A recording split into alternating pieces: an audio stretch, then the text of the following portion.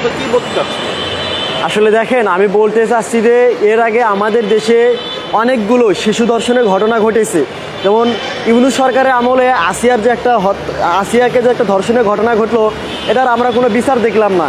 এবং রিসেন্টলি রামিসাকে ধর্ষণের পরে তাকে যে গলা কেটে যে হত্যা করা হলো, এবং এটার পরে দেখেন স্বরাষ্ট্রমন্ত্রীর কাছে যখন বিচার চাওয়া হলো, তখন স্বরাষ্ট্রমন্ত্রী বলল যে আমরা মধ্যযুগে বর্বর কায়দায় আমরা হলে এই বিচারটা করব না।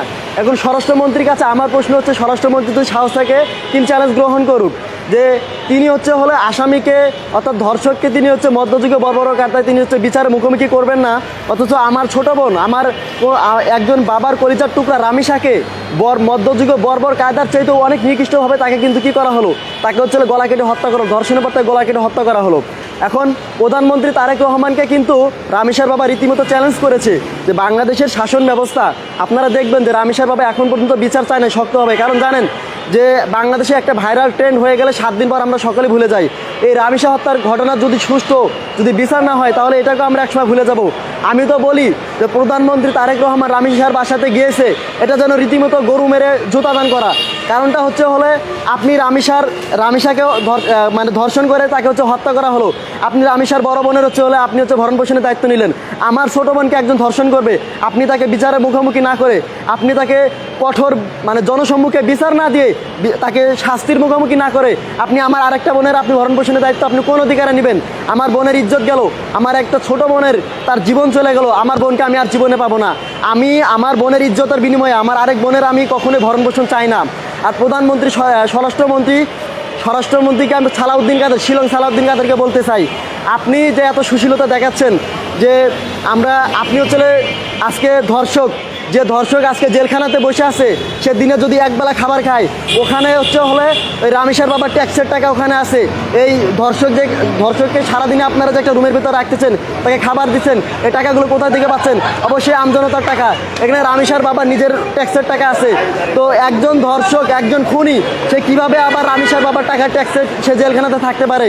তো আমরা যখন আপনাকে যথাযোগ্য আপনাদের কাছে আমরা বিচার দাবি করলাম, তখন আপনারা বলে বসলেন কি যে এটা মধ্যযুগে বর্বর কায়দায় আপনারা বিচার করবেন না।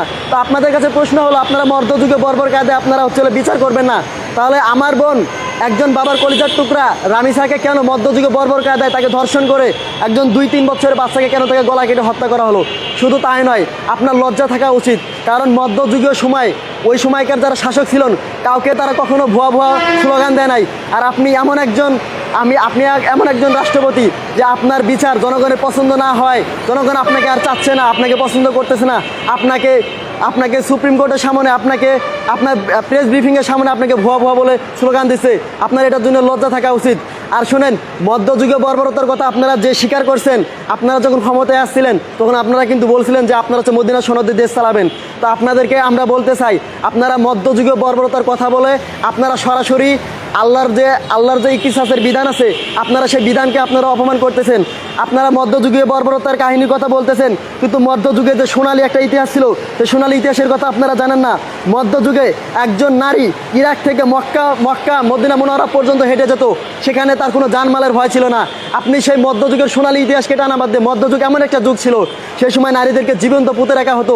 সে মধ্যযুগে আল্লাহ রসুল আসার পরে তিনি একটা সোনালী আলোকিত একটা সমাজ উপহার দিলেন। কী কারণে উপহার দেন? কারণ সেই সময় কিসাসের বিধান ছিল, সেই সময় ধর্ষককে সরাসরি পাথর দিয়ে তাকে রজম করা হতো। এই কারণে মধ্যযুগের সময়টা, সে জাহেলিয়াতের সময়টা তারা একটা সোনালী সমাজ পেয়েছিল।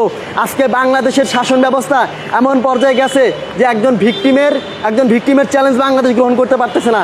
বাংলাদেশের আজকে রামিসার বাবা যে আপনাদেরকে চ্যালেঞ্জ করে দিয়েছে যে আপনারা আমার সন্তানের বিচার করতে পারবেন না, আপনাদের চ্যালেঞ্জ থাকলে আপনারা রামিসার বাবার চ্যালেঞ্জ আপনারা অ্যাকসেপ্ট করুন। বাংলাদেশের এসব আইন, এসব বিভিন্ন মন্ত্রণালয়, এগুলো আসলে রীতিমতো মানে গরুকে ঘাস কেটে খাওয়ার মতো, এগুলো দিয়ে কোনো কাজ হচ্ছে না। আমরা সরকারের প্রতি একদম স্পষ্ট আহ্বান করতেছি, যাতে নেক্সট টাইমে কোথাও যদি কোনো দুর্ঘটনা ঘটে, একজন ধর্ষক যেভাবে আইনের মাধ্যমে পার পেয়ে যাচ্ছে, ঠিক নেক্সট টাইমে যদি কেউ এরকম ধর্ষণের চেষ্টা করে, কেউ যদি এরকম বলাৎকারের চেষ্টা করে, তাহলে জনগণ নিজের হাতে আইন তুলে নেবে। জনগণ অপরাধীকে নিজের হাত দিয়ে সেখানে প্রয়োজনে তাকে রজম করা হবে। রজম করলে তখন আপনারা কি করবেন?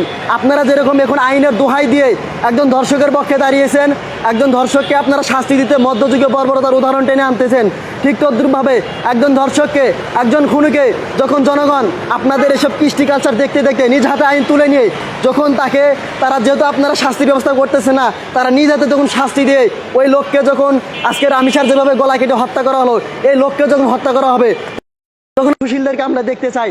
তখন আপনারা আপনাদের এই মানে সুশীলতার বয়ান তখন কোথায় যায়? তখন আমরা জনগণের পক্ষ থেকে আপনাদেরকে বলবো যে আপনারা যেভাবে জনগণ যখন নিজের হাতে আইন তুলে নিয়ে যখন তারা নিজেরা শাস্তি প্রদান করবে, তখন আপনারা এরকম সুশীলতার বয়ান নিয়ে যাতে কখনো কারো সামনে না আসেন।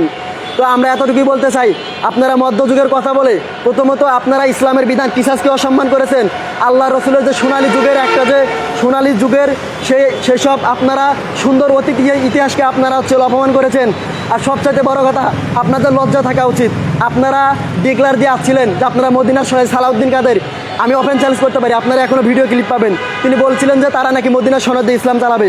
মদিনার সনদ দিয়ে যদি ইসলাম চালায়, আজকে মদিনার সনদকে আপনি মধ্যযুগের পর্বত আপনি কেন বললেন? এটা আপনি জনগণের সামনে স্পষ্ট করুন। আর নেক্সট টাইমে এবার যদি রামিসা হত্যার যদি বিচার না হয়, এর আগে আসিয়া হত্যার বিচার হয় নাই বিধায় আজকে দর্শক এরকম সাহস পাচ্ছে। এর আগে আসিয়া চলে গেছে, আজকে রামিসা চলে যাবে, এরপরে আরও কেউ চলে যাবে। জি জি, চট্টগ্রামের ওখানে সম্ভবত 16 মে, রিসেন্টলি 16 মে ওখানে একটা ঘটনা ঘটেছে। আর আমাদের যে পল্লবীতে ঘটলো হচ্ছে 20 মে। তাহলে সমাধানটা কই? আপনারা একদম একটা পারফেক্ট সলিউশন করতেছেন না। আপনারা ধর্ষকের এমন একটা আপনারা দৃষ্টান্তমূলক শাস্তি দেন, যেটা দেখার পরে একজন ভাই বলেছেন যে নেক্সট টাইমে যাতে কেউ এরকম চিন্তা ভাবনা করতে তার রুহটা কেঁপে ওঠে, আপনারা এরকম একটা শাস্তি ব্যবস্থা প্রয়োগ করুন। তাহলে আপনাদের সুশীলতার বয়ান দেয়, আপনাদের আইনের এসব আইনকে মানুষ তোয়াক্কা করবে না।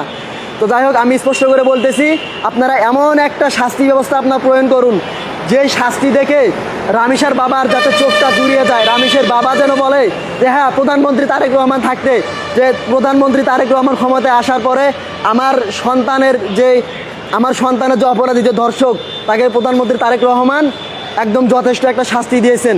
এছাড়া আপনি যদি গিয়ে শুধু মাথা বুলান আর রামিসার বাবার আরেকটা মেয়ের যদি আপনি দায়িত্ব নেন, আজকে রামিসার ইজ্জতের বিনিময়ে কখনোই তার বোনের পড়াশোনার খরচ নেবেন, এটা কখনোই কাম্য না।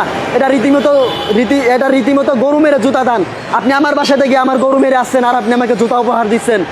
আমি আপনার জুতা আমি চাই না। আপনি রামিসার বাবাকে গিয়ে বলেন তো দেখি যে আপনার ছোটো মেয়ের ইজ্জতের বিনিময়ে আপনার বড় মেয়ের দায়িত্ব নিতে চাই, আপনার সারা জীবনের দায়িত্ব নিতে চাই। রামিসার বাবা আপনাকে কি বলে? বরং রামিসার বাবা আপনাকে এটা চ্যালেঞ্জ করেছে, এই দেশের আইনকে চ্যালেঞ্জ করেছে। আমি মনে করি যে বাংলাদেশের 18 কোটি মানুষ বা 20 কোটি মানুষ, এখানে যারা পুরুষ আছেন, এই পুরুষ জাতিদের হাতে চুরি পড়া উচিত। কারণ যে সমাজে পুরুষ থাকার পরও ন্যায্য বিচার হবে না, যে সমাজে সুপুরুষ থাকার পরও আমি মনে করি সমাজে যারা আছে একরকম কাপুরুষ যদি না হতো, একজন ধর্ষক, বাংলাদেশের আইনে একজন ধর্ষকের পক্ষে কীভাবে একজন উকিল দাঁড়ায়, কীভাবে একজন বিচারপতি দাঁড়ায়, কীভাবে একজন আইনজীবী তার পক্ষে কথা বলে? একে তো একদম রামিসাকে যেভাবে বর্বর কায়দায় হত্যা করেছে, তাকে হত্যা করা দরকার।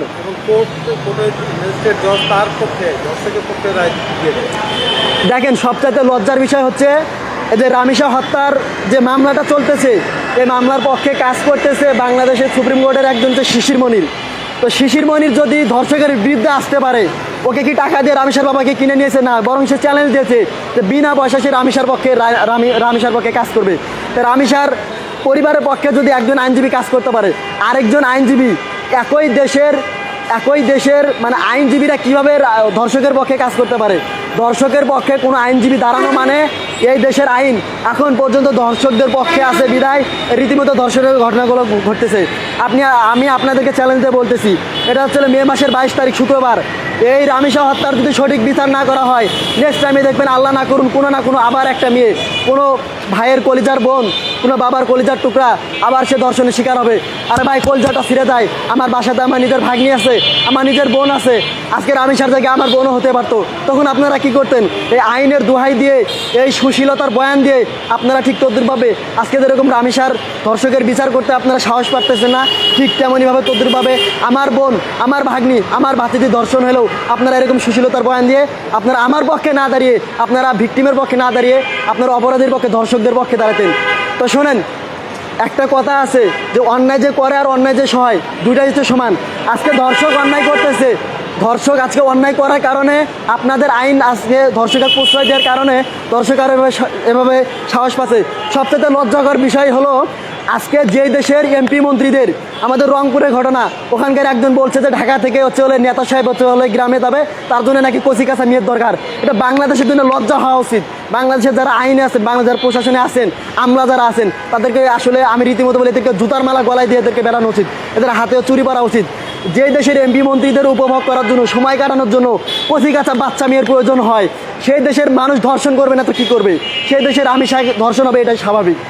তো আপনারা নেতারা ঠিক হন, আপনারা লিডাররা যদি ঠিক হন, তাহলে নেক্সট টাইম এর আমিষার মতো এরকম দুর্ঘটনার কেউ শিকার হবে না। কোনো বাবা তার কলিজার সন্তান হারাবেন না, কোনো বোন তার আদরের বোনকে হারাবেন না। আমরা আপনাদের কাছে একটাই রিকোয়েস্ট রাখতেছি, এটা রিকোয়েস্টের কোনো কথা না। যেভাবে রামিসাকে বর্বর কাটায়, আপনি বলছিলেন যে স্বরাষ্ট্রমন্ত্রী, আমি আপনাকে বলতেছি,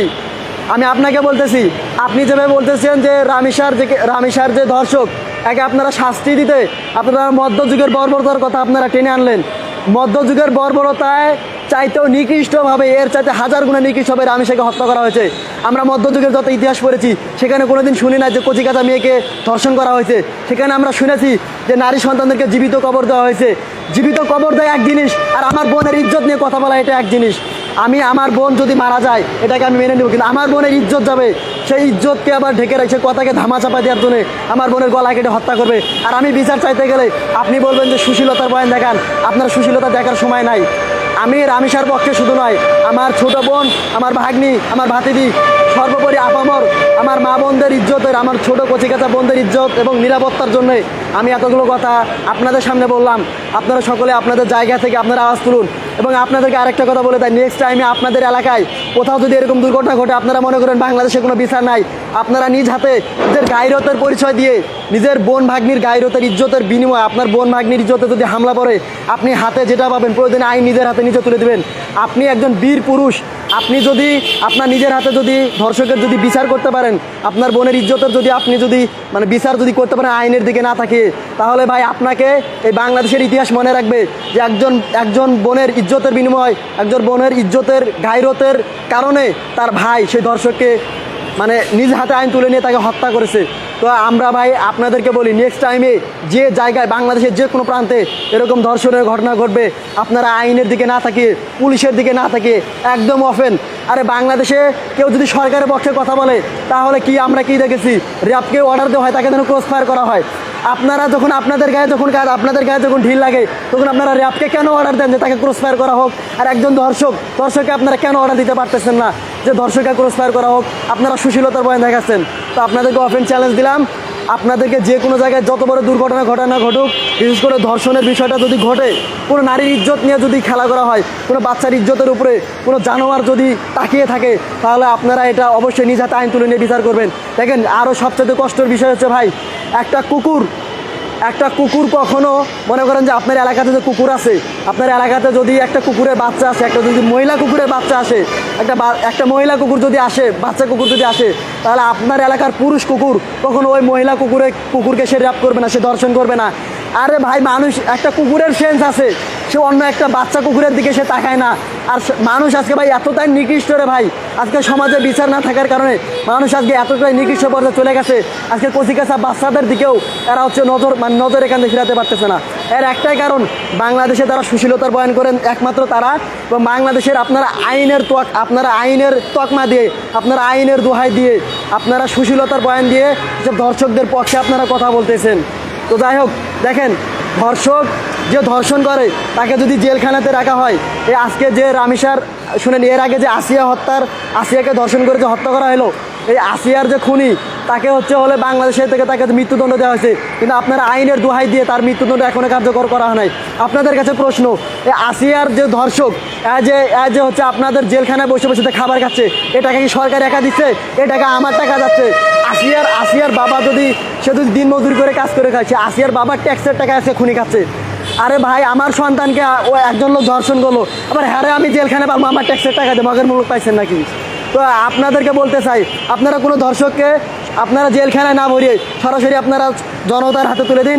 এদেশের জনতা, আপামর জনতা সিদ্ধান্ত নেবে যে ধর্ষকের জায়গা কী হবে। আমরা সর্বশেষ বলতে চাই যে আমার 2026 সালে বাংলায় ধর্ষকদের ঠাঁই নাই, আমার সোনার বাংলায় ধর্ষকদের ঠাঁই না। আমার এই বাংলাদেশে ধর্ষকদের ইনশাল্লাহ আমরা ঠাঁই দিতে চাই না। যদি ধর্ষকদের ঠাঁই দেন, তাহলে এর সঙ্গে আপনারা সরাসরি জড়িত থাকবেন, এটা আমরা মনে করব।